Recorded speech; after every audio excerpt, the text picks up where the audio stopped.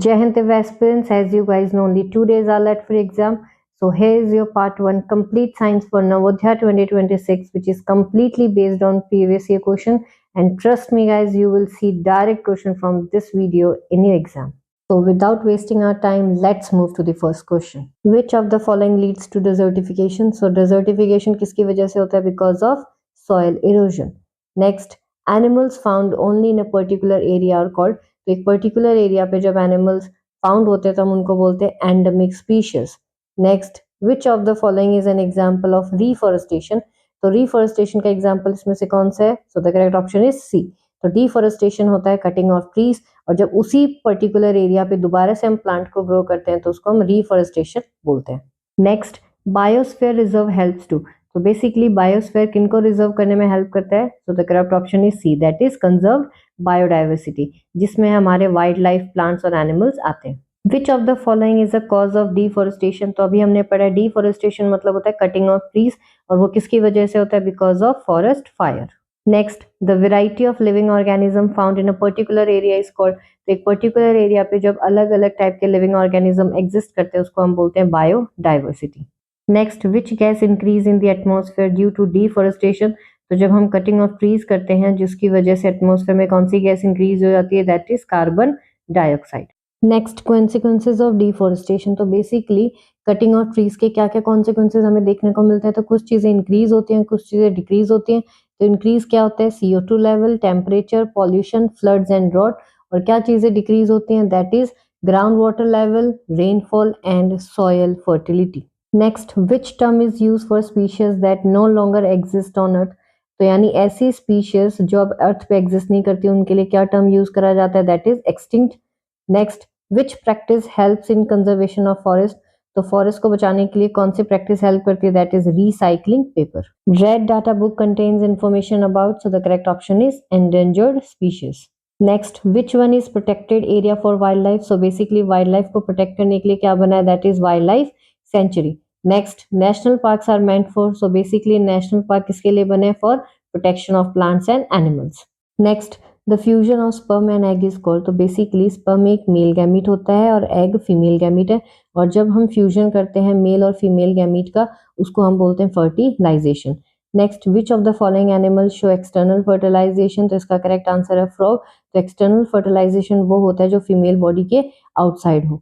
Next, the method of reproduction in amoeba is. तो इसका correct answer है binary fission, और बाइनरी फिजन किसका पार्ट है? एसेक्सुअल रिप्रोडक्शन का.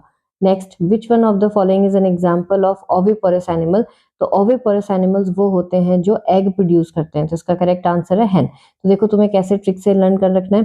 दो टाइप के एनिमल्स होंगे, एक ओविपरस जो एग प्रोड्यूस करते हैं, इसको तुम्हें कैसे याद रखना है? एग यानी अंडा, और तुम्हें ओविपरस में ओ दिख रहा होगा वो भी एग की शेप का यानी अंडे की शेप का, ठीक है.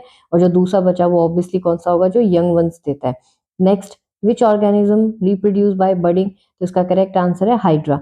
हाइड्रा और ईस्ट दोनों ही बडिंग के मेथड से होता है, और हाइड्रा किसका एग्जाम्पल है? एसेक्सुअल रिप्रोडक्शन का. Next, in humans the development of baby take place in the.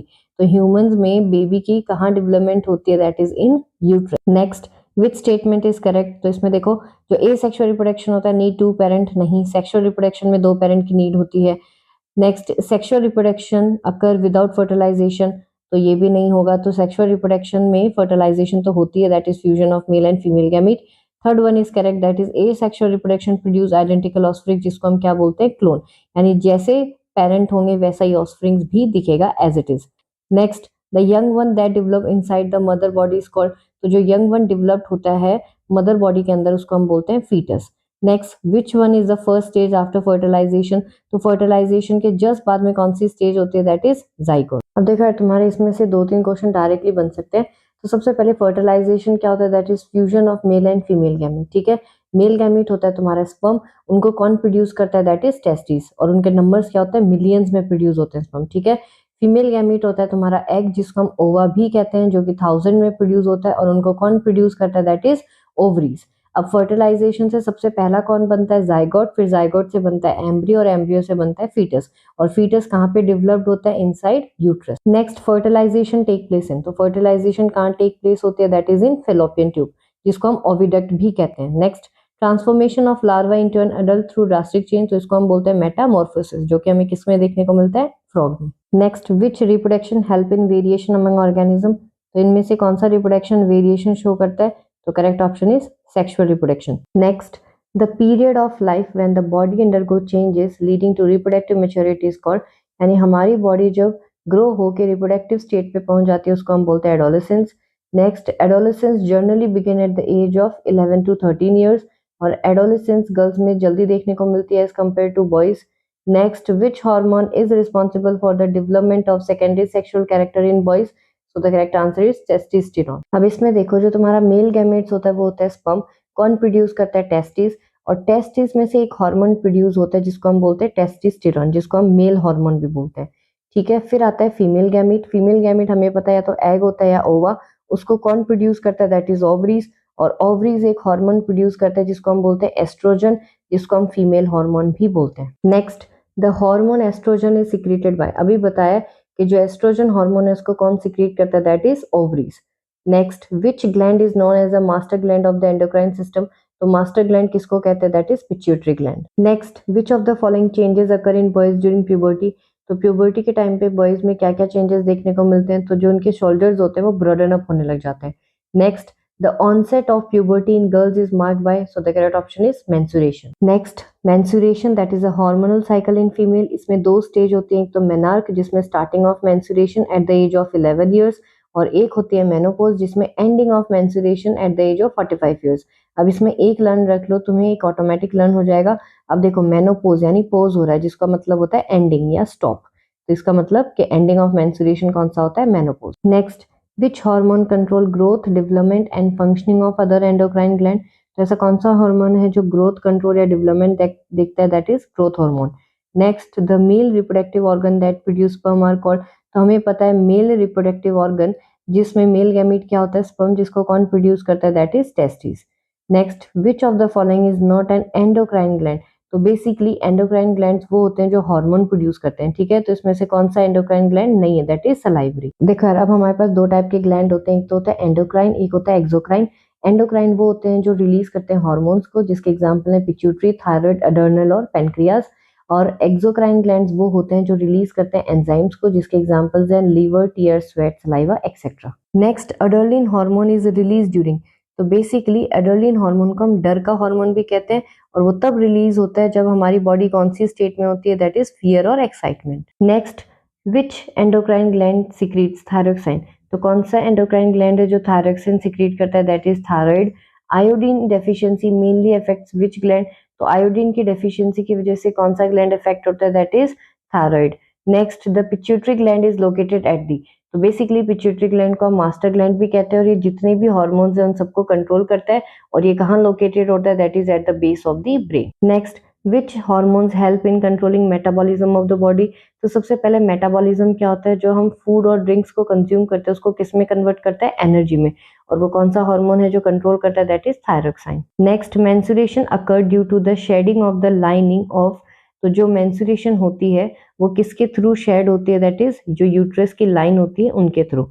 Next, which hormone regulate blood sugar level in the body, तो ह्यूमन बॉडी में जो ब्लड शुगर लेवल होता है उसको कौन रेगुलेट करता है, दैट इज इंसुलिन।